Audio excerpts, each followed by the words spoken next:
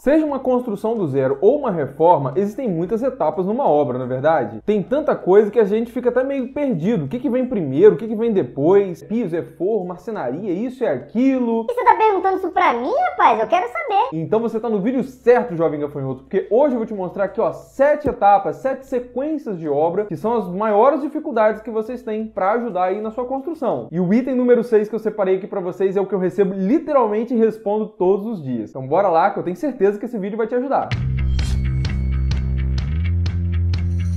Fala pessoal, tudo bom? Obra é realmente um negócio muito complexo, são muitas etapas, são muitas sequenciazinhas e é natural que todo mundo fique ali meio inseguro, não é verdade? Pois é, ainda mais porque eu não sei se a mão de obra que eu contratei vai fazer as coisas do jeito certo. Verdade, meu jovem. Fora que você recebe um monte de pitaco aí, de pessoas que dizem como que você deveria fazer isso ou aquilo e você nem sabe quem que você escuta no final, não é verdade? Por isso que essas 7 etapas que eu vou te mostrar aqui, eu tenho certeza que vão salvar você aí na sua construção. É óbvio que uma obra tem muito mais etapas, né, pessoal? Não dá pra eu me aprofundar tudo num vídeo só. Eu vou mais a fundo com isso com os meus alunos lá no meu curso Arquitetando Seu Sonho e tudo mais, mas esses aqui eu sei que já vão te ajudar bastante. Mas antes de mais nada, se você pudesse me ajudar, eu te agradeceria de coração se você pudesse deixar um joinha, um like aqui embaixo, se você pudesse se inscrever aqui no canal. É um baita incentivo pra gente fazer vídeo toda semana aqui pra vocês, pra ajudar nas obras, reformas, planejamento. Conto com vocês aí. Vamos então pro item número 1. O que vem primeiro? O revestimento na parede ou a sua bancada? Na verdade, existem várias formas de você fazer isso daí. Mas antes eu preciso que você entenda como que uma bancada ela é instalada, porque isso pode variar um pouquinho de lugar para lugar. Geralmente nós fazemos o quê? Nós chumbamos ali na parede um tubo galvanizado, ou até mesmo uma grapa, ou ainda uma mão francesa. A mão francesa ela também pode ser colocada em parede estrutural, tá? Você pode fazer furos ali, o que você não pode fazer é rasgar, cortar essa parede. Eu já falei como que você pode fazer reformas em paredes estruturais. Se você quiser dar uma olhadinha, esse vídeo vai ficar aqui em cima no card e aqui embaixo na descrição. Mas uma coisa que é muito comum na hora de instalar uma bancada, que principalmente aqui na minha região e na maioria das cidades que eu já vi as pessoas fazem, é o que? É você cortar a parede ali em volta, onde vai ter a sua bancada, para embutir a pedra de 2 a 3 centímetros, ou seja, pedir a pedra um pouquinho maior para embutir esse pedacinho. Por que isso é feito, pessoal? Isso aumenta, né, a resistência ali na fixação, fora que também te ajuda a evitar, né, que possa entrar alguma umidade ali e passar, por exemplo, para sua marcenaria. Tem até alguns casos, principalmente em bancada de banheiro, onde você tem um L ali, onde você tem duas paredes, que essa bancada ela tá fixada, né, que você está embutindo esses 2, 3 centímetros, ou até mesmo 3 paredes, fazendo tipo um U, que você nem utiliza a mão francesa. Só esse pedacinho dentro da parede já ajuda a fixar a pedra. Mas eu descobri aqui nos comentários com vocês que tem algumas cidades no Brasil que isso não é muito comum, que a pessoa simplesmente coloca lá a mão francesa e bota a pedra rente ali, por exemplo, na sua parede. Não tem o certo ou o errado não, tá, pessoal? Só que se você colocar ele bem rentezinho na sua parede, você tem que tomar mais cuidado na vedação ali do seu frontão ou da roda-banca, para não entrar nenhuma água ali por aquele espacinho e estragar o seu móvel. No caso de uma parede de drywall ou parede estrutural, você não tem esse cortezinho mesmo. É realmente a pedra bem rente ali na sua parede. Tá bom, mas até agora você só falou da bancada. Eu quero saber do revestimento. Que horas que entra essa birosca? Calma, rapaz, vou te explicar agora. Eu precisava que você entendesse primeiro a bancada. A verdade é que esses dois elementos você pode fazer antes ou depois, que não tem problema, mas eu vou te explicar como que eu gosto de fazer. Eu prefiro que o revestimento venha antes da sua bancada. Por quê? Porque se você fez ali o seu planejamento direitinho, essas caixas dos revestimentos já estão na sua obra, você já comprou. É mais rápido disso chegar na sua construção. Já as pedras, elas levam mais tempo, porque elas são fabricadas. Até o seu marmorista ir na sua obra, fazer medição, levar lá para a marmoraria, passar essas informações lá para a equipe dele, qual parte que é polida, qual parte que não é polida e tudo mais. Às vezes pode levar 30 dias ou mais. Tudo isso? Mas, gente! Pois é, esse prazo pode variar pela quantidade de pedras que você vai pedir, tá? Sem falar que eu prefiro muito mais ter ali o revestimento no lugar e pedir para o marmorista vir fazer a medição direitinha. Por quê? Porque você vai casar certinho a bancada com o revestimento que você já tem. Eu já falei aqui para vocês no canal que tem alguns itens que são muito críticos na hora de você fazer uma medição, como por exemplo marmoraria, marcenaria, vidraçaria. Então se eu tenho já a medida prontinha ali, que a gente chama de medida acabada, já com o revestimento, na hora que você pega essa medida da marmoraria fica muito mais mais fácil, né, de você pegar a medida exata. Até mesmo para você casar, por exemplo, ali uma paginação que você quer diferente em cima só da roda-banca e tudo mais. Eu até já falei aqui num vídeo de alguns erros que você pode cometer antes mesmo da sua obra começar, como numa reforma que você está pedindo uma bancada, alguma coisa assim. Vou deixar esse vídeo aqui em cima no card e aqui embaixo na descrição. Depois você dá uma olhadinha lá. Mas caso você ainda não tenha o revestimento e que você quer adiantar, por exemplo, dá para você colocar ali as taliscas, que são umas espécies de níveis, né, que a gente coloca na parede para simular aonde vai dar o nível acabado daquela parede. Ué, mas aí se eu boto o revestimento, depois tem que quebrar ele para botar essa mão francesa que você falou? Nada disso, jovem gafanhoto. Aí que vem o pulo do gato.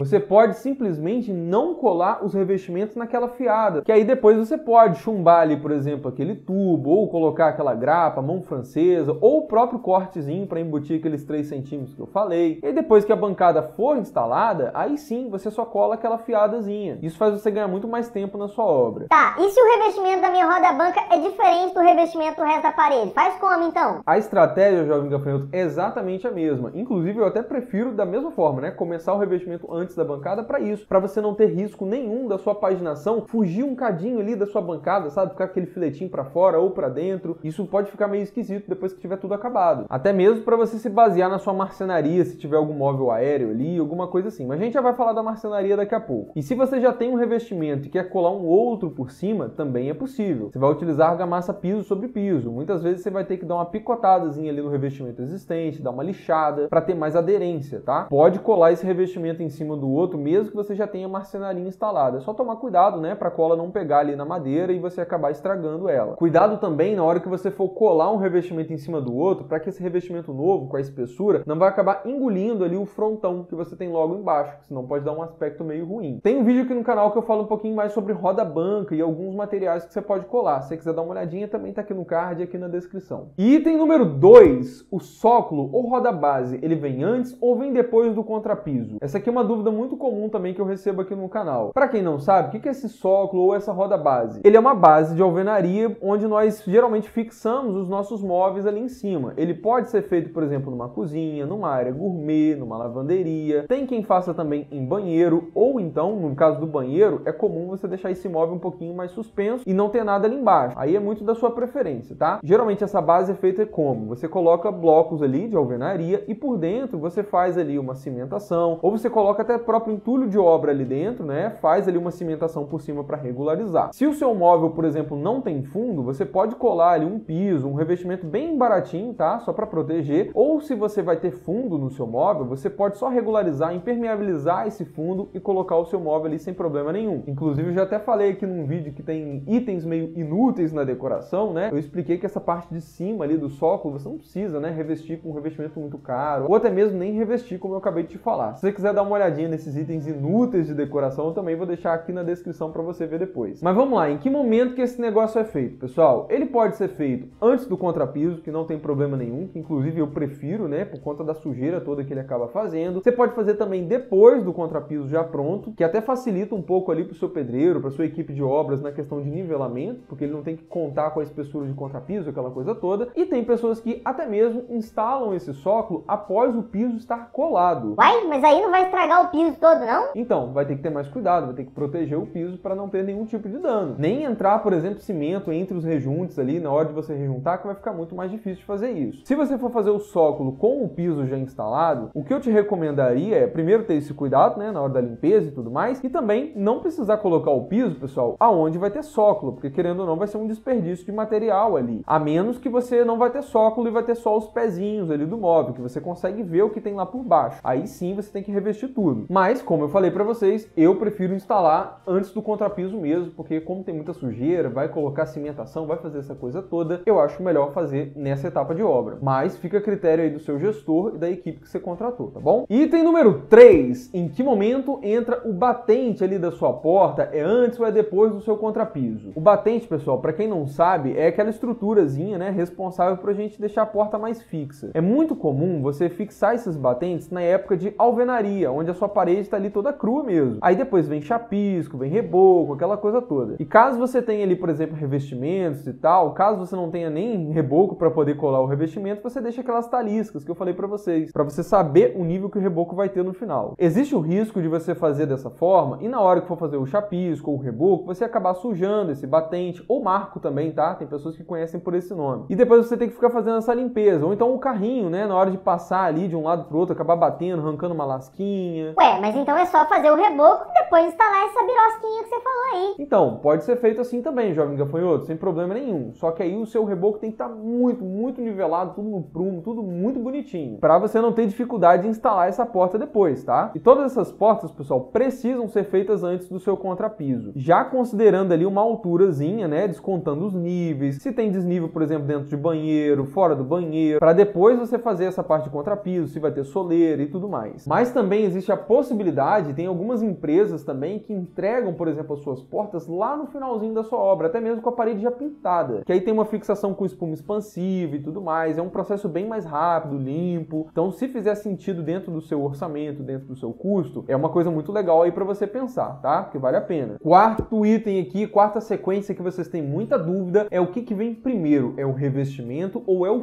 forro? Aí, pessoal, é uma questão de estratégia também. Eu prefiro fazer o revestimento primeiro, porque nós conseguimos ter um acabamento melhor na tabica do gesso. Tabica, para quem não sabe, é aquele detalhezinho de gesso negativo que nós temos em volta do nosso gesso. E esse que é mais fininho assim, pessoal, ele não tem função estética apenas, ele tem uma função estrutural. É diferente de um rasgo no gesso ou sanca negativa, que tem ali já a função mais estética. No caso da tabica, ela tá ali para quê? Porque as paredes, elas costumam ter uma dilatação. Então, sem a tabica, você pode acabar trincando o seu gesso, ficando ali com um aspecto meio feio. Então, quando você coloca primeiro o seu revestimento e depois faz o forro, você fica ali com a tabica bonitinha, com a mesma medida em volta do forro todo. Agora, quando você instala o forro com a tabica e depois vem o revestimento, existe o risco desse revestimento engolir a tabica e ficar ali só um filetinho pequenininho. Por isso que é muito comum, depois que o reboco for finalizado na sua construção, você já solta os revestimentos nas áreas molhadas, na cozinha, no banheiro, na lavanderia, para depois você soltar a parte de gesso onde tiver. Fora que você tendo o revestimento já pronto direitinho, você consegue ditar certinho a altura que o seu forro vai ter, para não ter risco do forro ficar mais alto, mais baixo na hora da execução, ou até mesmo para o forro acabar pegando ali um pedacinho da paginação do seu revestimento, que não fica muito legal. Geralmente nós colocamos a peça inteira de cima para baixo. Então, se você coloca o forro depois do revestimento e tiver algum erro na execução, a primeira peça lá em cima ficar menor, isso pode não ficar muito legal na sua decoração. E item número 5, a pintura. Em que momento da obra ela tem que entrar? Na verdade, a pintura não entra em uma etapa, ela entra em duas. Meu pai do céu, agora que eu me perco de vez. Calma, rapaz, eu vou te explicar. A etapa que nós temos, pessoal, massa, lixa, ela também conta como etapa de pintura. Ela é feita pelo seu pintor. E ela vai entrar logo assim que você acabar de fazer o seu forro. Então, ó, só recapitulando, você fez o seu reboco, você já tem ali o contrapiso, você fez esse revestimento nas áreas molhadas que nós falamos, isso soltou o forro de gesso. Agora sim, com isso aí tudo já pronto, você pode soltar a parte de pintura, que vai entrar com o quê? Com essa massa e com lixa. Eu também gosto de passar já uma demão de tinta branca, tá? Porque mesmo que você vai ter ali uma parede com alguma cor específica, o fundo branco facilita muito na hora de você ter ali uma cor legal. Tem quem prefira, pessoal, não passar a massa corrida e passar logo direto um reboco de gesso, tá? Mas eu já fiz um vídeo falando das vantagens e desvantagens disso daí. Se você quiser dar uma olhadinha, esse vídeo vai ficar aqui no card e aqui embaixo na descrição, para não ter que repetir tudo aqui nesse vídeo, que não é muito esse foco, tá? Aí depois que você fez essa etapa aí da massa e da lixa, você vai soltar vários outros itens, inclusive o próprio piso, porque não é legal você fazer um piso antes de você ter o forro, porque senão o seu gesseiro, na hora que estiver fazendo o forro, vai estar levando um cavalete de um lado para o outro, pode arranhar o seu piso, a menos que você gaste um pouco mais para fazer uma proteção em cima dele, mas é menos arriscado você deixar o piso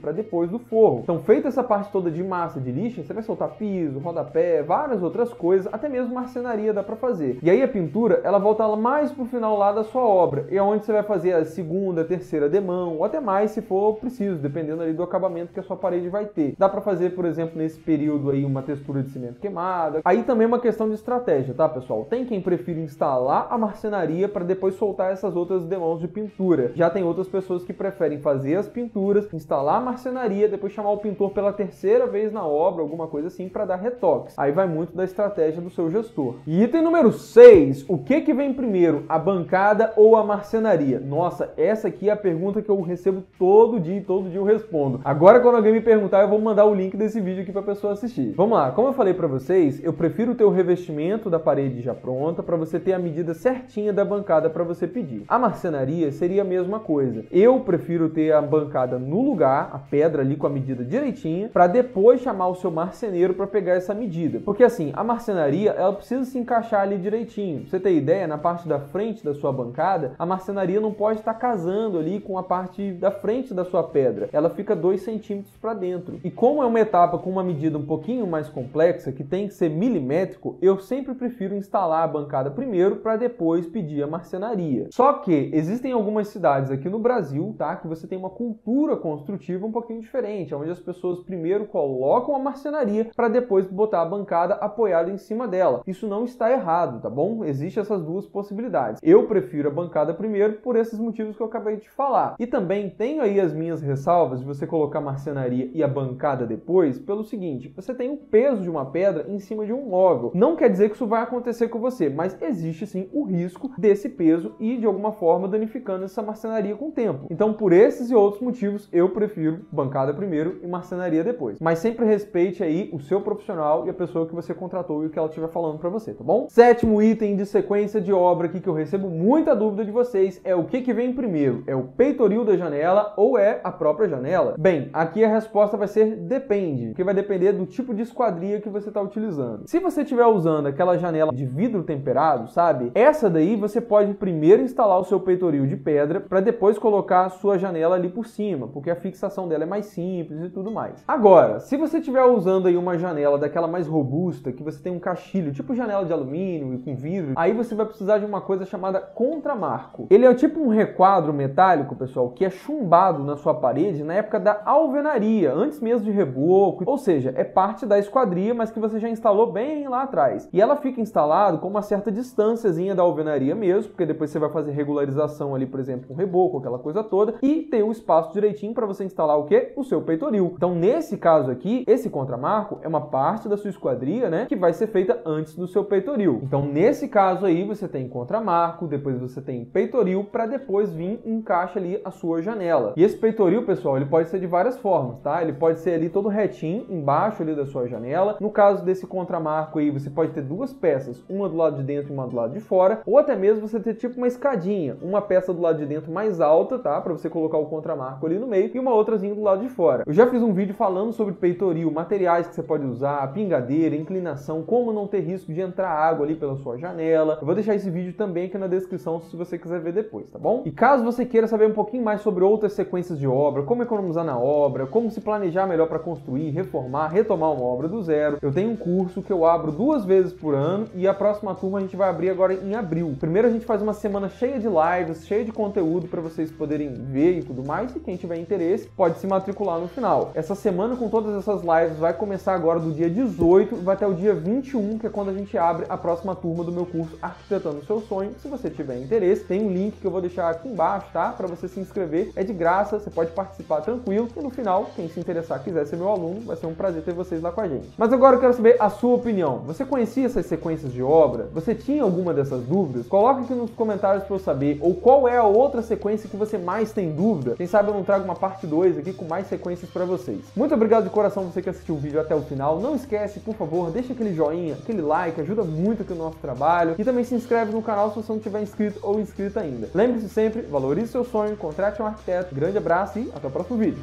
Tchau, tchau!